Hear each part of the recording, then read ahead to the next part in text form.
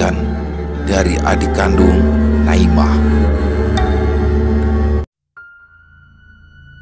Suara gemericik air mengalir di kamar mandi membuat Leman terbangun sebentar, tapi setelah itu ia kembali memejamkan mata. Setiap pagi istrinya, Naimah, sudah bangun sebelum matahari sepenuhnya menyinari desa kecil tempat mereka tinggal. Pekerjaan pertamanya adalah menyiapkan sarapan untuk keluarganya. Di dapur yang sederhana, keluarganya selalu tercium aroma masakan. Setelah keluarganya selesai sarapan, Naimah beralih ke ladang kecil yang ada di samping rumah mereka. Ladang ini menjadi sumber kebanggaannya. Biasanya ia menanam kacang tanah atau sayuran seperti bayam, kangkung, dan juga cabai. Di antara barisan tanaman yang tumbuh subur, tangan Naimah dengan cekatannya merawat setiap tanaman dengan penuh kasih. Dimulai dari menyiram, mencabuti gulma, sampai memeriksa kondisi tanaman dengan teliti. Keahliannya dalam bercocok tanam diwarisi dari orang tuanya yang juga merupakan seorang petani. Sementara itu, suaminya juga bekerja sebagai seorang petani. Setiap hari Leman bekerja di sawah yang terletak tak jauh dari rumah mereka. Di belakang rumah mereka terdapat juga sebuah kandang ayam yang cukup besar. Setiap pagi dan sore, Naimah dan Leman secara bergantian memberikan makan ayam-ayam tersebut. Anak-anak mereka juga sering membantu dengan penuh antusiasme. Ayam-ayam ini tidak hanya menjadi sumber telur dan daging untuk konsumsi sehari-hari, tetapi juga menjadi tambahan penghasilan jika ada kelebihan yang bisa dijual ke pasar. Walau hasil dari sawah dan tanaman sayur tidaklah berlebihan, setidaknya mereka bisa mencukupi kebutuhan hidup sehari-hari tanpa harus berhutang. Di desa kecil mereka, Naimah dan Leman dikenal sebagai pasangan yang rajin. Mereka tidak hanya bekerja keras untuk diri mereka sendiri, tetapi juga sering membantu para tetangga yang membutuhkan. Saat musim panen tiba, mereka pun selalu membagikan sebagian hasil panen kepada keluarga-keluarga yang kurang beruntung di desa tersebut. "Si hitam bertelur, Mak." Misna, anak sulung Naimah, melapor pada ibunya. Naimah mengangguk, tangannya masih sibuk mencabuti rumput di sekitaran tanaman cabainya. "Tapi jumlah telurnya tidak bertambah. Sudah 2 hari ini jumlahnya masih sama." Misna menghitung dari balik kandang ayam. Tangan Naimah berhenti mencabuti rumput sebentar. Ia lalu menoleh kepada Misna, mengira putrinya yang berumur 5 tahun itu salah hitung. Ia bangkit sejenak karena merasa penasaran. Tidak lama kemudian, ia mendekati kandang ayam lantas menghitung telurnya. Alis Naimah berkerut saat melihat jumlahnya yang memang tidak berubah sejak beberapa hari yang lalu. "Mungkin telurnya dimakan biawak," tebak Naimah. Nanti Uma sampaikan pada Abah ya, supaya memperbaiki lagi kandang ayamnya." Setelah itu, ia melupakan kejadian tersebut.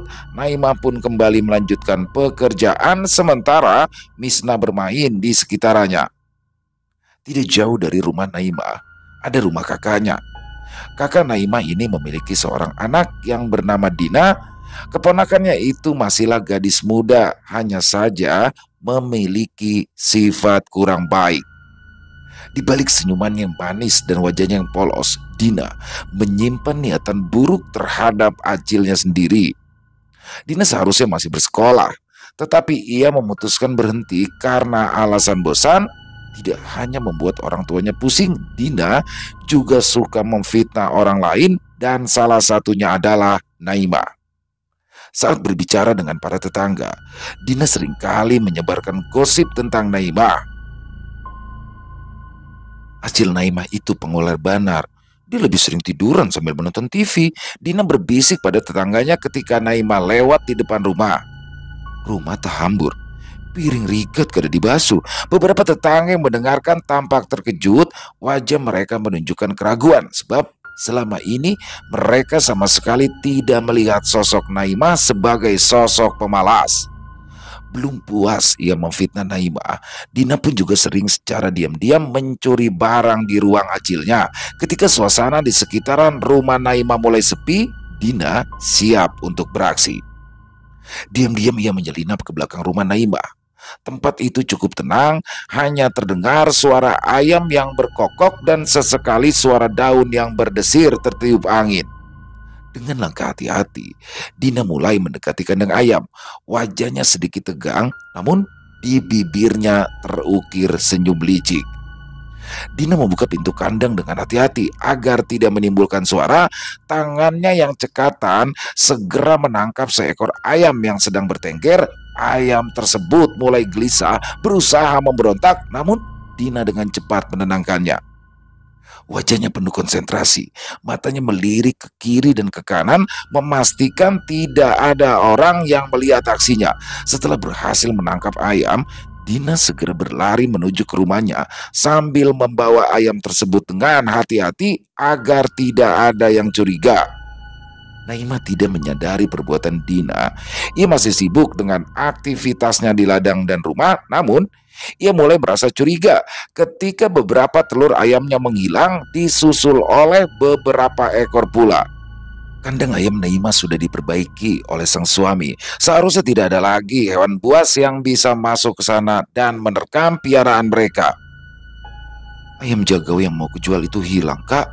Naima mengadu pada suaminya setelah maghrib. Padahal rencananya ayam itu mau kujual untuk membayar uang sekolah Misna. Tapi belum sempat kutangkap, ayamnya pun sudah hilang. Kenapa bisa hilang lagi? Tanya suaminya. Itulah, aku pun kada tahu kenapa ayam itu bisa hilang. Sedangkan kurungan ayamnya sudah kamu perbaiki. Kecuali ada yang bisa membuka pintunya. Tapi mana mungkin ada binatang yang bisa begitu pintar, sahut Naima bingung. Jangan-jangan pencurinya musang berambut hitam. Maksudmu dicuri orang? Leman mengerutkan kening. Janganlah sembarangan menuduh. Nanti dikira orang kita memfitnah mereka. Lalu kalau bukan orang, siapa lagi? Sengit Naima. Saat ini ia sedang membutuhkan uang, tetapi ayam yang diharapkannya bisa ditukar dengan rupiah sudah menghilang terlebih dahulu. Sementara tanaman cabai masih belum bisa dipanen saat ini. Naima yang gerah akhirnya berbicara pada para tetangga tentang keadaan kampung mereka yang tidak lagi aman. Naima juga menyebutkan ciri-ciri ayamnya yang sudah dicuri orang. Kemarin itu aku lihat si Dina membawa seekor ayam jagau, ucap salah satu tetangganya. Katanya si itu peliharaan umaknya, tapi kan kita semua tahu sendiri, umat Dina itu tidak telaten memelihara ayam. Naima terkejut, ia segera bertanya ciri-ciri ayam yang dibawa oleh Dina. Wajah Naima berubah pucat, matanya melebar kaget. Setelah mendengar penjelasan sang tetangga, hatinya berdesir curiga, tetapi ia tak bisa langsung melabrak Dina begitu saja. Apalagi Dina adalah keponakannya sendiri. Setelah berpikir cukup lama, Naima lalu memutuskan untuk tidak langsung menuduh. Dia ingin mencari bukti yang kuat terlebih dahulu. Naima mulai mengamati gerak-gerik Dina dengan lebih cermat. Setiap kali Dina datang berkunjung, Naima pun selalu memperhatikan dengan seksama. Mulai dari cara Dina berbicara, ekspresi wajahnya yang sering kali menunjukkan kepura-puraan, dan tatapan matanya yang tidak pernah jujur. Kabar tidak sedap mengenai omongan Dina pun sampai juga ke telinganya. Naima semakin terkejut karena tidak mengira jika keponakannya itu akan sampai hati bersikap seperti itu padanya. Sehingga suatu hari, "Hei, mau kamu apakan ayam itu, Din?" tegur Naima kepada Dina yang sedang menangkap induk ayam di kandangnya. Tangan Naima meraih ayam di pelukan Dina lalu mengembalikannya ke tempat semula. "Kalau kamu mau makan ayam, kenapa kada minta izin dulu lawan Acil?" tanyanya lagi. Wajah Dina berubah pucat, matanya melebar penuh ketakutan. Dia tidak bisa menjawab pertanyaan Acilnya. "Din, kenapa kamu tega melakukan ini?" tanya Naima dengan suara bergetar, matanya berkaca-kaca. "Acil sebenarnya tidaklah terlalu mempermasalahkan masalah ayam ini. Kalau saja kamu tidak menyebar gosip tentang Acil di luaran sana." Dina menunduk. Wajahnya merah menahan malu sekaligus takut. Tidak ada yang bisa ia katakan untuk membela diri. Naima menghela nafas panjang. "Sudahlah, kamu bawa saja ayam itu. Acil kada sarik. Tapi ini yang terakhir kalinya ya." Jangan sampai kamu ulangi lagi. Dina tidak mengatakan apa-apa. Ia bergegas pergi tanpa membawa ayam yang baru saja akan dicurinya. Naimah yang ditinggalkan seorang diri hanya menggelengkan kepala. Perilaku remaja memang sulit dipahami. Beberapa hari kemudian, desa tempat Naimah tinggal tampak tenang seperti biasanya. Di sudut jalan utama desa berdiri sebuah warung kecil yang menjadi tempat berkumpulnya para warga untuk sekedar membeli kebutuhan sehari-hari atau berbincang ringan. Warung ini sederhana, terbuat dari kayu dengan rak-rak penuh barang dan beberapa meja serta kursi untuk pelanggan duduk menikmati minuman atau makanan ringan. Naima pergi ke warung tersebut pagi itu untuk membeli beberapa kebutuhan dapur. Wajahnya yang ramah menyapa setiap orang yang ditemuinya. Saat tiba di warung, dia melihat Dina yang juga sedang berada berbelanja di sana. Sejak dipergoki mencuri, Dina memang tidak berani datang lagi ke rumah Naima, namun sikapnya terhadap Naima kini berubah drastis. Wajah Dina yang dulunya selalu tampak ceria saat bertemu dengan Naima, kini berubah menjadi ketus saat Dina melihat Naima memasuki warung. Ia mengangkat dagunya sedikit lantas memutar bola matanya. "Tukar apa, Din?" tanya Naima berbasa-basi tanpa ambil pusing tentang sikap keponakannya. Dina mencibir lalu ia membuang muka. Orang-orang di warung mulai memperhatikan interaksi mereka, merasa ada sesuatu yang aneh dalam sikap Dina. Naima tidak memperdulikan sikap dingin dari Dina dan melanjutkan membeli barang-barang yang dibutuhkannya. Ia mengambil telur, gula, dan juga tepung dari rak. Namun Dina berpura-pura tidak melihat. Ia menyenggol bahu Naima dengan kasar saat berbalik. Maaf, kada sengaja," ucap Dina sinis tanpa benar-benar bermaksud berminta maaf. Naima pun hanya tersenyum mencoba mengamaikan sikap ketus dari keponakannya. Lantas dia dan pemilik warung sibuk menghitung belanjaan yang sudah diambilnya. Dia mengira jika Dina sudah pulang. Jadi Naima kaget bukan main saat ia berbalik dan mendapati Dina yang masih berada di sana. Mata gadis muda itu tampak menyelidik. Sudut bibirnya naik ke atas. Dina terus mengamati Naima seakan-akan takut acilnya akan membongkar rahasia mereka di depan pemilik warung. "Kenapa?" Naima bertanya heran karena tatapan Dina yang begitu menusuk. Dina tersenyum sinis. "Cuma mau tahu aja. Cerita apa yang akan Acil ceritakan tentangku?" Mata Naima mengerjap kaget. Dia sungguh tidak berniat menghabiskan waktu untuk bergosip di sana, apalagi membicarakan tentang keponakannya sendiri. Naima sudah akan berbicara, tetapi Dina sudah mendahulunya. "Awas saja, kalau Acil bercerita yang tidak-tidak, aku pasti akan melaporkannya kepada Uma." Dina memutar badannya, meninggalkan warung dengan langkah cepat. Setelah Dina pergi, suasana di warung menjadi ribut. Beberapa orang mendekati Naima bertanya kenapa sikap keponakannya begitu kurang ajar. "Dia itu sering mengkucingmu di sini, bercerita yang tidak-tidak tentangmu," ujar pemilik warung yang selama ini memang kurang menyukai sikap dari Dina. Naima pun hanya bisa tersenyum. Dia sendiri tidak mengerti kenapa keponakannya bisa bersikap begitu ketus kepadanya. Saat dalam perjalanan pulang, Naima merenungi kejadian tadi. Di satu sisi, dia merasa sedih karena Dina, keponakannya sendiri, bisa bersikap begitu buruk. Namun, di sisi lain dia merasa bahwa kejadian ini adalah ujian kesabaran dan kebesaran hatinya. Ketika sampai di rumah, Naima pun dikejutkan oleh kehadiran Leman yang sedang memperbaiki pagar di halaman depan. "Tadi menukar gabinding?" tanya Leman yang tahu istrinya baru saja kembali dari warung. "Ada, Kak. Mau kubuatkan teh sekarang?" Leman mengangguk. Naima pun bergegas menyeduh teh untuk suaminya dan segelas kopi untuk dirinya sendiri. 2 bungkus gabin diletakkan di atas nampan, dibawanya ke dekat Leman yang tengah sibuk bekerja. Sambil menemani suaminya, Naima menceritakan kejadian yang tadi dialaminya di warung. Setelah menceritakan semuanya, Naima pun merasa sedikit lega. Meskipun rasa kesalnya belum sepenuhnya hilang, setidaknya ada Leman yang bersedia mendengarkan ceritanya. Dia memutuskan untuk menenangkan diri dengan melakukan kegiatan yang biasanya hingga membuatnya merasa lebih baik. Ulun mau mengambil daun singkong di samping rumah, katanya kepada Leman saat suaminya memandang ke arahnya. Minum dulu kopimu, tegur Leman. Jangan sampai nanti kapunan. Naima tertawa. Kebunan apa? Parah benar ini. Perempuan itu lalu berjalan menuju ke samping rumah, tempat tanaman singkong tumbuh subur. Area ini cukup rindang, dengan banyak tanaman hijau yang tumbuh berdekatan, memberikan suasana yang sejuk dan juga tenang. Namun, ketenangan itu segera berubah menjadi kepanikan saat Naima meraih pucuk daun singkong. Pandangannya tertumbuk pada sesuatu yang bergerak-gerak di bawah tanaman. Wajahnya seketika pucat kala melihat seekor ular berwarna hitam legam melingkar di antara daun-daun. Ular itu cukup besar dengan kulit yang berkilauan di bawah sinar mentari.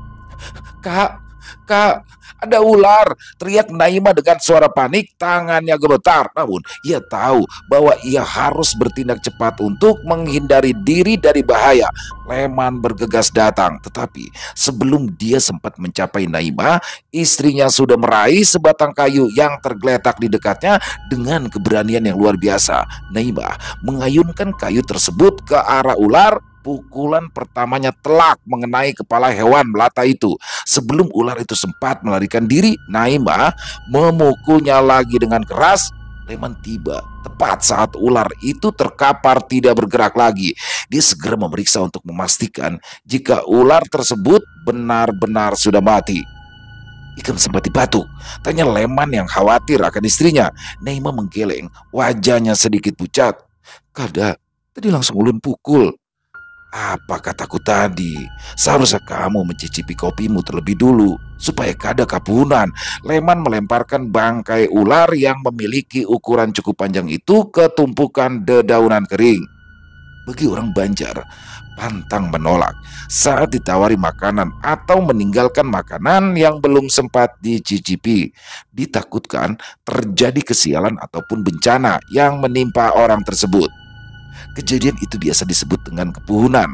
Bencana yang terjadi umumnya beragam, tetapi selalu membahayakan orang yang kena. Naima tersenyum lemah. Ulun pikir kada masalah kalau dekat-dekat rumah. Setelah kejadian itu, Leman membantu Naima mengumpulkan daun singkong. Setelah Naima selesai, Leman segera membakar bangkai ular itu. Semua berlangsung baik-baik saja. Naima pun segera menghabiskan kopinya sembari menyesali dia yang sempat mengabaikan pantangan. Untung saja ular hitam itu tidak sempat mematuknya. Di malam harinya, Naima mulai merasa tidak enak badan. Semula ia hanya merasa lelah dan sehingga ia memutuskan untuk tidur lebih cepat. Namun keesokan paginya Leman terkejut kala melihat sang istri yang masih berbaring di tempat tidur. Wajahnya tampak merah dan penuh keringat. Ding, kamu kenapa? Tanya Leman khawatir. Ia mendekati istrinya dan merasakan dahi yang panas. Naima menggeleng lemah, matanya masih tertutup. Kada tahu kak, panas benar hawa ulun. Leman segera memberikannya obat penurun panas. Dan setelah memastikan Naima sudah meminum obat, Leman akhirnya berangkat ke sawah. Akan tetapi, ia kaget luar biasa ketika pulang dari sawah dan mendapati keadaan Naima yang semakin parah. Kedua anak menangis di samping Naima yang sudah tidak sadarkan diri. Leman segera memutuskan untuk segera membawa istrinya ke puskesmas terdekat. Ia berlari kecil ke rumah iparnya dan menitipkan kedua anaknya di sana.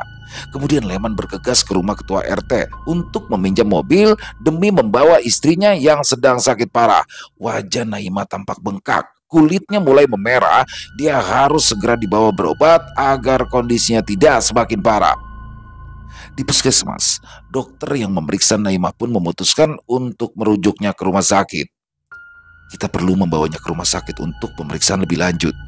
Leman mengangguk pasrah dan segera membawa Naima ke rumah sakit terdekat. Di rumah sakit, Naima segera dibawa ke ruang gawat darurat. Para perawat dengan cepat memeriksa suhu tubuh dan juga tekanan darahnya. Mereka pun kemudian memasang infus untuk memberikan cairan dan juga obat. Beberapa jam kemudian, setelah serangkaian pemeriksaan awal, seorang dokter datang dengan mimik wajah serius. Kami menduga ini bisa jadi keracunan obat.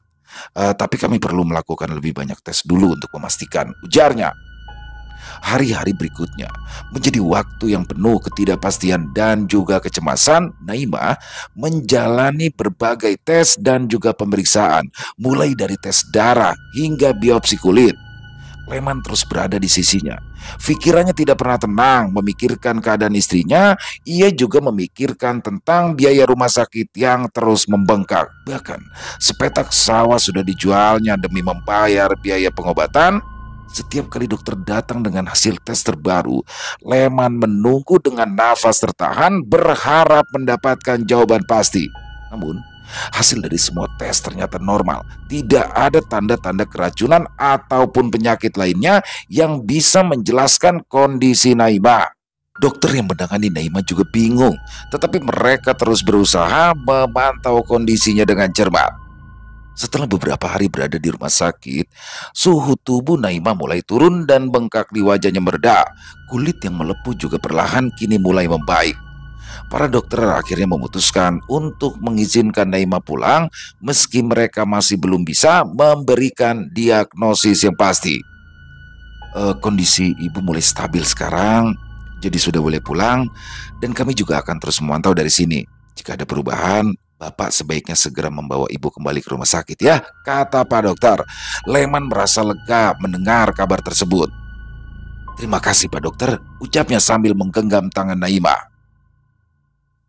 Saat perjalanan pulang, Naima merasa lelah, namun bersyukur bisa kembali lagi ke rumah. Setelah turun dari ambulans, Leman membaringkan Naima di atas tempat tidur dan menutupi tubuhnya dengan selimut. Terima kasih ya kak, kata Naima pelan. Matanya berkaca-kaca karena terharu atas sikap dari suaminya yang sangat perhatian. Leman tersenyum lembut. Ia mengusap rambut Naima dengan penuh kasih. Istirahatlah Ding, jangan banyak pikiran dulu ya. Di hari-hari berikutnya, Naima menghabiskan waktu dengan beristirahat di rumah. Leman mengambil alih seluruh pekerjaan rumah sepulangnya dari bekerja di sawah. Dia memastikan Naima agar terus fokus pada kesehatannya. Akan tetapi, rupanya kondisi Naima justru jadi semakin memburuk setelah beberapa minggu berada di rumah. Awalnya memang merasa sedikit membaik, tetapi kemudian gejalanya kembali bahkan lebih parah dari serangan semula. Kulitnya mulai memerah dan rasa gatal menyebar dari ujung kepala hingga ujung kaki. Ruam-ruam tersebut berubah menjadi seperti sisik. Setiap kali Naima menggaruk, kulitnya akan terasa seperti terbakar. Setiap malam dia sangat menderita karena rasa gatal yang tak tertahankan sehingga tak bisa tidur dengan tenang. Rambutnya rontok dengan cepat dan akhirnya mereka memutuskan untuk mencukur rambutnya habis. Leman berusaha sekuat tenaga untuk merawat Naima. Setiap hari, Leman mengoleskan salep dan krim yang diresepkan dokter berharap dapat meredakan rasa sakit dan gatal yang diderita istrinya. Namun, kondisi Naima tidak kunjung membaik. Kulitnya semakin merah dan bersisik. Suatu pagi, Naima mencoba bangun dari tempat tidurnya. Akan tetapi ia merasa kakinya sangat lemah. Saat ia mencoba berdiri, kakinya tak mampu menopang tubuhnya. Naima terjatuh kembali dari tempat tidur. Wajahnya tampak begitu pucat. Saat mencubit kakinya, tidak ada yang terasa di sana. Ya, seolah-olah kakinya mati rasa. Kak, Kak Leman, panggilnya pada Leman yang sedang menanak nasi di dapur. Leman datang dengan tergesa-gesa. Haus Kading? Betis ulun kada marasa. Ulun kada bisa berdiri, jawab Naima dengan suara parau. Air mata mengalir di pipinya yang memerah. Leman bergegas menghampiri Naima, membantunya duduk kembali sambil berusaha menenangkan Naima yang menangis terisak-isak. Kabar tentang lumpuhnya Naima pun segera tersebar di penjuru desa. Keluarga dan para tetangga datang silih berganti untuk menjenguknya. Setiap kali Naima harus berpindah tempat, Leman sampai harus menggendongnya. Naima sudah tidak bisa melakukannya sendiri. Kaki Naima yang dulunya kuat kini lemas tak mampu bergerak. Leman terus melakukan segala cara untuk menyembuhkan Naima. Mereka mengunjungi rumah sakit lagi dan berkonsultasi dengan dokter, namun tidak ada yang bisa memberikan diagnosis yang pasti atau pengobatan yang efektif. Mereka juga mencoba pengobatan alternatif, mendatangi orang-orang pintar yang dikenal bisa menyembuhkan penyakit aneh. Sayang, setiap usaha mereka tampaknya sia-sia. Salah seorang yang mencoba membantu mengobati Naima adalah Julak Tohir, seorang dukun yang cukup terkenal di desa mereka. Pak Tohir datang ke rumah Naima atas permintaan Leman. Wajahnya tampak serius saat ia mencoba berbagai cara untuk bisa menyembuhkan Naima. Selama beberapa hari, dia terus bolak-balik ke rumah Naima untuk melakukan pengobatan dengan harapan dapat mengusir penyakit yang misterius ini. Harapan keluarga Naima terletak pada Julak Tohir yang memang terkenal mampu mengobati berbagai macam penyakit gaib. Akan tetapi, alangkah kagetnya mereka ketika tiba-tiba saja Julak Tohir menolak untuk datang lagi. "Aku kada sanggup," ujar Julak Tohir saat Leman menjemputnya. "Kada sanggup kayak apa, Julak?" tanya Leman setengah gusar. "Ulun sanggup membayar berapa haja yang pian minta, asal pian mau mengobati Naima." Julak Tohir menarik nafas panjang. "Ikam jangan salah paham. Aku bukannya memikirkan masalah sanggup atau tidaknya Ikam membayar biaya pengobatan. Tapi badanku yang kada sanggup kalau terus menangani Naima." Lelaki yang rambutnya sudah dipenuhi uban itu melirik ke dalam rumahnya sendiri. Dia tidak berbohong saat berkata tak sanggup menangani Naima. Ya, keadaan Pak Tohir sendiri mulai memburuk. Sejak ia datang ke tempat Naima, dia mulai merasa lemas dan tubuhnya juga mengalami ruam yang mirip dengan yang dialami Naima. "Apa yang dialami istrimu ini bukanlah penyakit biasa," kata Julak Tohir dengan suara gemetar. "Aku sudah tidak bisa lagi melanjutkan pengobatan ini. Keluargaku juga bisa terkena imbasnya." "Apa Julak ada kasihan melihat Naima?" ujar Leman memelas. Julak Tohir menggeleng lemah. Bukannya ia tidak kasihan, tetapi Julak Tohir pun ingin menjaga keluarganya sehingga ia terpaksa mundur. Leman akhirnya menyerah. Dia tidak bisa memaksa Julak Tohir sehingga memutuskan pulang setelah berpamitan. Leman tidak menjelaskan kejadian tersebut kepada istrinya. Dia hanya berkata jika Julak Tohir sedang ada kesibukan yang tak bisa ditinggalkannya. Setiap hari menjadi perjuangan berat bagi Naima sekeluarga. Leman terus berusaha merawat Naima dengan penuh kasih meskipun hatinya hancur kala melihat penderitaan istrinya. Anak-anak mereka, walau masih kecil pun juga turut membantu sebisa mungkin. Mereka semua belajar merawat ibu mereka. Misna bahkan seringkali membantu mengusap air mata yang terus menetes dari mata ibunya. Malam-malam di rumah Naima diwarnai oleh doa dan harapan. Setiap anggota keluarga berdoa memohon keajaiban agar Naima bisa sembuh. Mereka saling menguatkan satu sama lain walau terkadang rasa lelah dan juga putus asa sering kali datang. Desa tempat Naima tinggal juga mulai diliputi oleh desas-desus.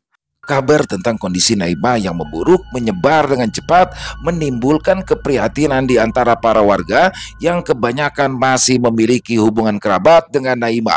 Warga yang merasa jika ada sesuatu yang tidak wajar mulai membicarakan kemungkinan tentang adanya santet atau ilmu hitam yang menjadi penyebab penderitaan Naima. Warung menjadi tempat gosip yang paling diminati, terutama oleh ibu-ibu yang sibuk berbelanja di sana sekaligus mencari informasi terbaru tentang desa mereka. "Tahulah Pian, sekarang Acil Naima itu semakin parah.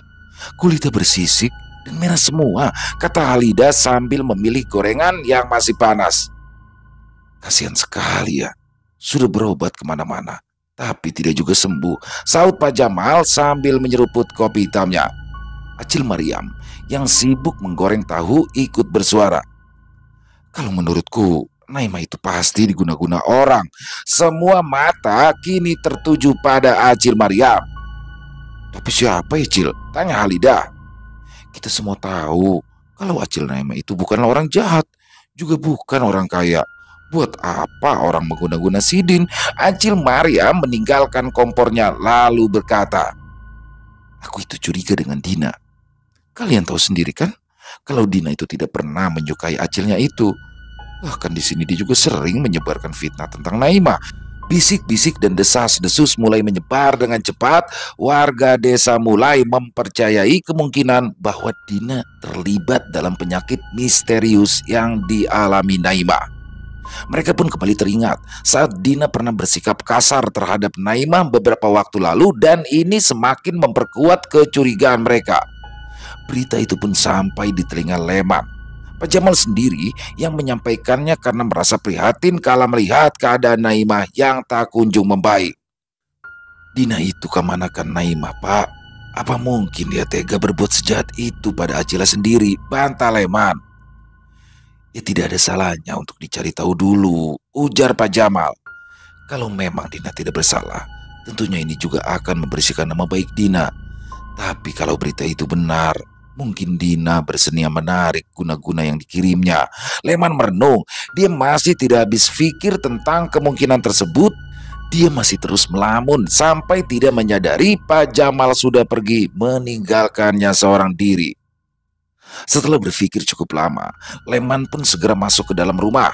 Dia menceritakan apa yang terjadi kepada Naima, istrinya yang terbaring lemah di tempat tidur, mendengarkan dengan seksama. Matanya yang lelah tampak sedih kala mendengar tuduhan terhadap keponakannya sendiri. "Kakak harus meluruskan masalah ini dengan Dina," kata Naima pelan. "Aku kada percaya dia melakukan ini semua." Leman mengangguk. Ya, aku akan segera menemuinya nanti." "Kasihan anak itu," gumam Naima sambil memejamkan mata. Kehidupan Dina yang pada awalnya baik-baik saja saat ibu dan ayahnya masih bersama. Setelah ayah Dina meninggal dunia, gadis itu mulai berubah. Sikapnya yang dulu sangat sopan kini berubah menjadi kurang ajar. Dina bukan hanya mencuri barang di rumah Naima, tetapi juga terang-terangan menunjukkan permusuhan pada Acila sendiri. Sedikit banyak Naima bisa menebak alasan Dina sangat membencinya. Tanah yang saat ini dimiliki oleh Naima selalu diungkit-ungkit oleh Dina. Gadis itu mengira jika tanah tersebut merupakan hak yang milik ibunya yang sudah direbut paksa oleh Naima. Mata Naima terasa panas saat ia mengingat akan tuduhan itu. Kakaknya yang juga ibunda dari Dina itu memang suka berbohong dan sering mengakui barang milik orang lain. Hanya saja tidak seharusnya dia menceritakan hal seperti itu kepada Dina, sehingga Dina berbalik membenci Acilnya sendiri. Sore itu, Leman pergi ke rumah Dina. Rumah Dina terletak tidak jauh dari rumah mereka, hanya berjarak beberapa puluh meter saja. Saat Leman tiba di sana, ia melihat Dina yang sedang duduk di teras dengan wajah tampak murung. "Dina, Amang hendak berpandir sedikit," kata Leman serius. Dia ingin berbicara pada keponakan istrinya itu. Dina mengangkat kepala. "Amang kesini gasar memastikan kabar ulun menyantet Acil Naima." Leman menarik nafas dalam-dalam. Ia lalu duduk di salah satu bangku kayu yang tak jauh dari Dina. "Amang kada tahu. Makanya Amang kesini gasar memastikan kabar itu." Wajah Dina yang tadinya tampak muram kini terlihat merah padam. "Jadi, Amang ingin percaya kalau ulun berniat menyakiti Acil Naima?" "Amang kada yakin." Leman menggeleng. "Tapi kada ada salahnya batakun." Mata Dina berkaca-kaca. Terlihat ia sangat sakit hati atas pertanyaan yang diajukan Leman. "Amang, ulun kada pernah melakukan hal seperti itu. Ulun memang pernah bersikap buruk terhadap Acil Naima, tapi ulun kada pernah berniat menyakiti dia, apalagi dengan cara seperti itu." Leman menatap Dina penuh selidik, lantas menarik nafas lega setelah ia melihat kesungguhan di mata Dina. "Ya, Amang percaya." Dia lalu berjalan pulang tanpa menyadari kehadiran dari ibunda Dina yang diam-diam mengintip di balik pintu. Leman tidak tahu kakak iparnya itu memandang dengan penuh amarah padanya. Harapan Leman akhirnya terkabul ketika kondisi Naima perlahan-lahan mulai membaik setelah berbulan-bulan lamanya berjuang melawan penyakit yang misterius tersebut. Kesembuhan itu pun datang secara bertahap. Rasa gatal dan ruam di kulitnya kini mulai mereda, kulit yang bersisik perlahan menghilang, dan kekuatan di kakinya mulai pulih kembali. Bahkan, Naimah berhasil berdiri dari tempat tidurnya tanpa bantuan. Leman yang selalu siap di sampingnya merasa terkejut sekaligus gembira saat ia melihat istrinya berhasil berdiri sendiri. Wajahnya memancarkan kebahagiaan yang lama tidak terlihat. "Kak, lihat kak, Ulun bisa berdiri," ujar Naimah dengan suara bergetar penuh emosi. Matanya berkilau dengan air mata kebahagiaan. Leman menahan haru melihat keadaan istrinya yang semakin membaik. "Alhamdulillah, kamu sehat lagi, Ding," katanya sambil memeluk Naimah lembut. "Kita akan terus berusaha sampai kamu benar-benar pulih." Setelah itu, Naimah terus berlatih berjalan dengan bantuan Leman dan juga anak-anak mereka. Langkah-langkah kecil yang diambil Naimah di halaman rumah mereka terasa seperti keajaiban. Maklum saja, awalnya mereka semua sempat kehilangan harapan akan kesembuhan Naimah. Akhirnya, Naimah pun bisa berjalan sendiri tanpa bantuan. Dia juga mulai melakukan aktivitas sehari-hari seperti biasa. Leman pun memutuskan untuk mengadakan syukuran sebagai tanda terima kasih atas kesembuhan Naimah. Hari syukuran pun tiba. Rumah Naimah dan Leman dipenuhi oleh keluarga besar, para tetangga, dan teman-teman mereka. "Syukur alhamdulillah, berkat doa pian semua, Ulun bisa sehat lagi," kata Naimah kepada setiap tamu yang datang. Acara syukuran ini dimulai dengan doa bersama yang dipimpin oleh Pak Ustadz di desa mereka. Semua orang khusyuk berdoa, mengucap syukur atas kesembuhan Naimah dan memohon keberkahan bagi keluarga mereka. Dina dan ibunya turut hadir dalam acara syukuran itu. Wajah mereka tampak tenang, bahkan ketika menerima tatapan penuh cemooh yang diarahkan pada Dina. Kakak perempuan Naimah yang bernama Aini itu banyak menghabiskan waktu di dapur. Dialah yang menyiapkan berbagai hidangan untuk acara syukuran tersebut. Naimah berulang kali meminta kakaknya untuk maju ke depan, tapi Aini menolak. Dia beralasan lebih suka bekerja di dapur saja. Sementara Dina mendampingi ibunya yang sibuk memasak. Sesekali mereka berbisik ketika tidak ada yang memperhatikan kelakuan keduanya. Acara syukuran pun berlangsung dengan baik. Sisa-sisa makanan yang masih melimpah dibagikan pada para tetangga yang sudah banyak membantu, termasuk untuk Dina dan juga ibunya. "Ding, sapa ini pada Naimah yang baru selesai mencuci piring. Ikam istirahat, jangan terlalu banyak bagawian." Naimah sudah akan membantah, tetapi kakaknya sudah lebih dulu berbicara. Aini menyerahkan segelas minuman beraroma rempah kepada Naimah. "Ayo habiskan, lalu cepat tidur." Pekerjaan Aini setelah suaminya meninggal memang sebagai penjual jamu, sehingga Naimah tidak ragu lagi menerima gelas dari kakaknya itu lalu menghabiskan dengan cepat.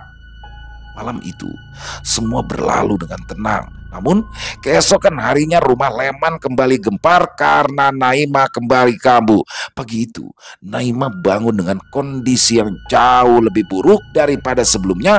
Wajahnya pucat pasi dengan keringat dingin yang membasahi dahi serta tubuhnya. Leman segera mencoba membangunkan Naimah yang tampak gelisah dan terus mengigau sejak tadi. Naimah membuka mata dengan pandangan kosong, seolah ia tidak mengenali Leman. Dia pun mulai berbicara. Suaranya terdengar aneh dan tidak jelas. "Kak, awas kak, ada ular," katanya berulang-ulang dengan suara lirih. Leman pun segera memanggil anak-anaknya dan meminta bantuan. "Cepat, kalian panggil Pak Ustadz, kondisi Uma semakin parah," teriak yang panik. Anak-anak segera berlari keluar menuju rumah Pak Ustadz yang memang tak terlalu jauh dari kediaman mereka. Sementara itu, Naimah mulai bertingkah aneh. Tubuhnya menggelar liar di tempat tidur, bergerak seperti ular yang sedang merayap. Tangannya menggaruk-garuk kulitnya yang kembali merah dan bersisik. Mata Naimah sudah putih sepenuhnya, sehingga Leman mengira jika istrinya sedang kerasukan. Leman berusaha menenangkan Naimah dengan memeluknya erat, tapi Naimah terus menggeliat seolah ada kekuatan yang tak terlihat menguasai tubuhnya. Tidak lama kemudian, Pak Ustadz pun tiba di rumah mereka bersama beberapa tetangga yang mendengar kabar tentang kondisi Naimah. Wajah Pak Ustadz tampak serius saat melihat kondisi Naimah yang semakin parah. Entah apa yang dibacakannya saat itu, akan tetapi Naimah tak langsung sembuh saat itu juga. Naimah masih terus saja meracau dengan tubuh bergerak-gerak seperti ular. Desisan keluar dari mulutnya disusul dengan lidah yang menjulur. Pak Ustadz mendekati Naimah. Ia membisikkan ayat-ayat suci di telinganya. Setelah beberapa saat, Naimah akhirnya tenang, matanya perlahan-lahan terpejam dan gerak tubuhnya mulai mereda. Akan tetapi, wajahnya tetap pucat dan nafasnya tersengal-sengal. Kita harus membawanya ke rumah sakit secepatnya, kata Pak Ustadz kepada Leman. Leman mengangguk. Ia segera mengatur agar Naimah dibawa ke rumah sakit dengan mobil tetangganya. Dalam perjalanan mereka, Naimah masih terus saja meracau meskipun tidak sekeras sebelumnya. Leman menggenggam tangan istrinya itu dengan erat, mencoba untuk menenangkannya. Setibanya di rumah sakit, Naimah segera dibawa ke ruang gawat darurat. Para dokter dan juga perawat bekerja dengan cepat, memasang berbagai alat medis untuk memantau kondisinya. Leman menunggu di luar dengan cemas, berdoa agar istrinya bisa segera mendapatkan perawatan yang dibutuhkan. Selama beberapa jam, Leman terus bisa menunggu didampingi oleh Pak Ustadz dan tetangga yang ikut mengantar. Waktu terasa berjalan begitu lambat. Setiap detik menjadi penantian yang penuh kecemasan. Akhirnya seorang dokter keluar dari dalam ruangan dan mendekati mereka dengan wajah yang cukup serius.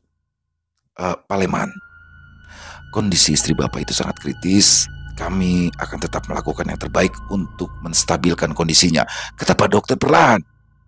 Banyak-banyak berdoa ya Pak. Leman mengangguk, air mata berlinang di wajahnya. Terima kasih dokter. Dengan berat hati, Leman pun kembali duduk menunggu kabar berikutnya tentang kondisi Naimah. Namun, ternyata Naimah tidak bisa bertahan lagi. Perempuan malang itu akhirnya menghembuskan nafas terakhir walau dokter sudah melakukan yang terbaik untuk menyelamatkannya. Kabar meninggal dunianya Naimah menyebar dengan cepat di desa, meninggalkan duka yang mendalam di hati para warga, terlebih lagi karena Naimah menghembuskan nafas terakhir dalam keadaan yang sangat menyedihkan. Kulitnya bersisik dan merah, terlihat persis seperti ular. Jenazah Naimah dibawa pulang untuk dimandikan. Di luar, para tetangga masih ramai membicarakan tentang kematiannya yang begitu tragis, sedangkan kemarin dia terlihat sudah sehat. Mereka semua semakin ramai menduga-duga bahwa Naimah sudah terkena santet yang dikirimi oleh Dina. Walaupun Dina sudah membantah segala dugaan tersebut, tetapi mereka semua tidak mempercayainya. Di sudut rumah, Dina duduk dengan wajah pucat. Meskipun banyak yang mencurigainya, Dina tetap memaksa datang. Di sampingnya ada Aini yang sejak tadi duduk tanpa memberikan bantuan apapun pada keluarga adik iparnya yang sedang berduka. Dia justru memandangi rumah Naimah yang walau tidak terlalu mewah, tapi jauh lebih bagus daripada rumahnya sendiri. Aina tersenyum. Kepalanya mulai memikirkan berbagai rencana yang telah disusunnya untuk mengambil alih rumah Naimah. Sesekali dia melirik ke arah Leman, mencuri pandang pada lelaki bertubuh tegap yang begitu terpukul karena baru saja kehilangan istrinya. Aini tersenyum lagi. Ya, sekarang Leman sudah menjadi duda. Dia pasti membutuhkan seorang istri untuk menggantikan peran dari Naimah. Aini pasti akan menjadi istri yang jauh lebih baik dibandingkan mendiang adiknya. Beberapa hari kemudian, Aini mulai mendatangi lagi dukun yang telah membantunya selama ini. Nih, akhirnya adingku meninggal. Nini Baria memandang Aini dengan tatapan yang sulit diartikan. Dia sudah terbiasa menghadapi orang-orang yang datang untuk meminta bantuan demi bisa menyakiti musuh mereka. Tetapi baru kali ini ada seorang kakak yang tega menyantet adiknya sendiri sampai mati. Kalau saja saat itu ia tidak kepepet tentang masalah uang, Nini Baria tidak akan pernah mau membantu Aini. Ika memang benar kayaknya. timpal Nini Baria. Dia adik kandungmu kan? Ah, aku tidak peduli nih. Aini mencibir lantas ia menyerahkan beberapa lembar uang kepada Nini Baria. Sekarang aku ingin meminta tolong kepada Nini untuk buat lakinya Naimah itu tergila-gila padaku. Nini Baria benar-benar terkejut. Semula ia hanya mengira jika Aini merasa sakit hati pada adiknya, tetapi betapa terkejutnya dia. Ternyata perempuan muda itu pun masih ingin mengguna-gunai adik iparnya sendiri. Tangan Nini Baria menerima uang yang diberikan oleh Aini. Dia tidak menolak uang itu, tetapi sederet rencana sudah terbentuk dalam pikirannya. Pulanglah, aku yang akan mengurus sisanya di sini. Nini Baria mengambil sebuah botol kecil berisikan cairan berwarna merah. Saat mau tidur nanti, oleskan sedikit minyak ini ke lehermu. Aini menyipitkan mata. Dia tidak pernah melihat botol itu sebelumnya, namun Aini tak ambil pusing.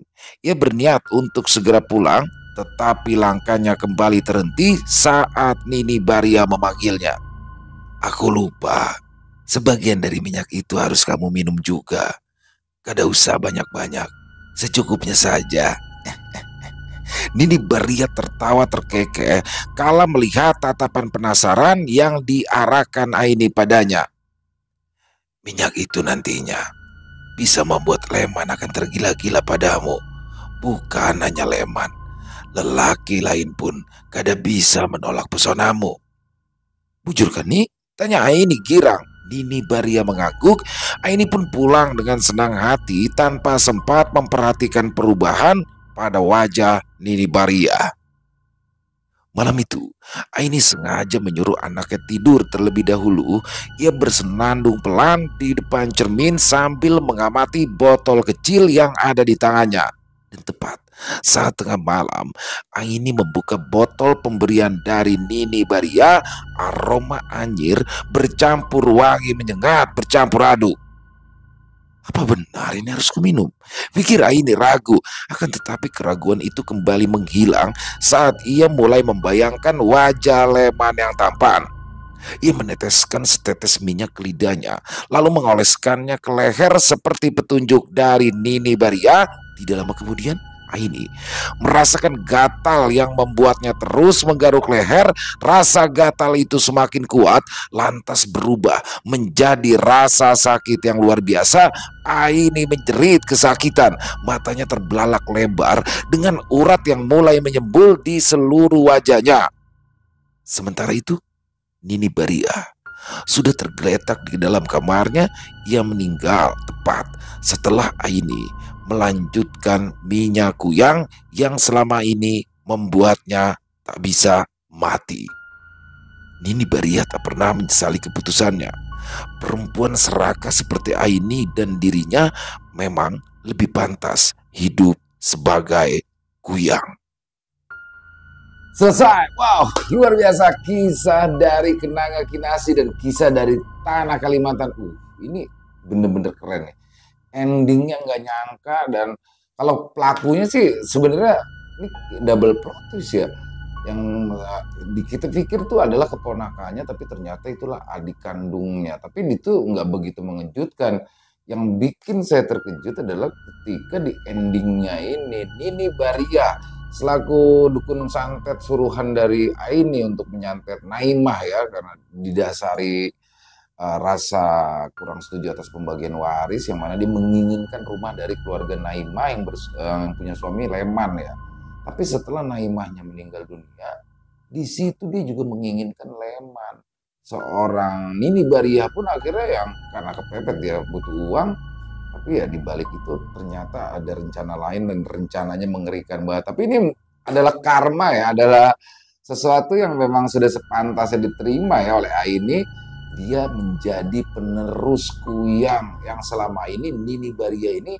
Jadi memang teman-teman ya, penganut ilmu kuyang ini menurut informasi atau minyak kuyang ya, dia tidak bisa mati sampai dengan ada orang yang meneruskan, orang yang mau meneruskan, dan terpilihlah Aini tanpa ia sadari.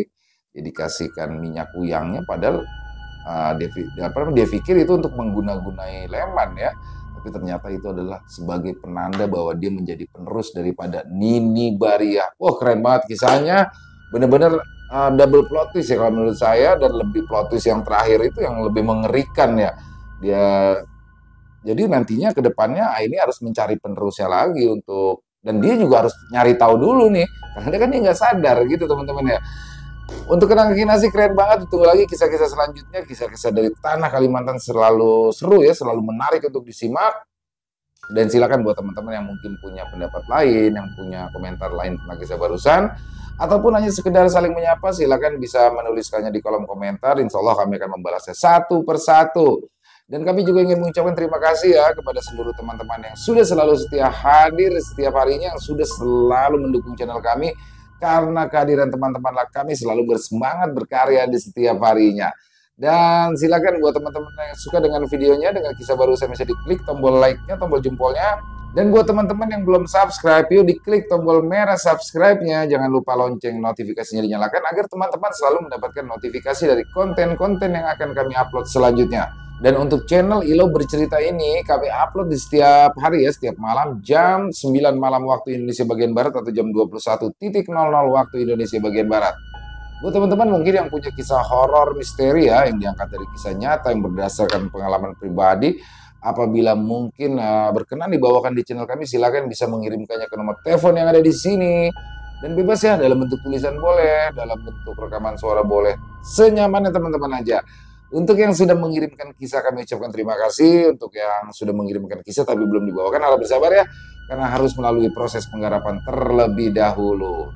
Dan di akhir kata, saya Ilo mengucapkan permohonan maaf apabila mungkin dalam pembawaan kisahnya ada kata-kata saya yang salah, ataupun ada kata-kata saya yang mungkin kurang berkenan di hati teman-teman. Saya mohon dibukakan pintu maaf yang seluas-luasnya. Sampai berjumpa lagi di konten-konten kami selanjutnya, yang pasti tidak kalah serunya, yang pasti tidak kalah horornya. Masih bersama saya Ilo di channel Ilo Bercerita. Salam sehat, sukses selalu untuk kita semua. Assalamualaikum warahmatullahi wabarakatuh.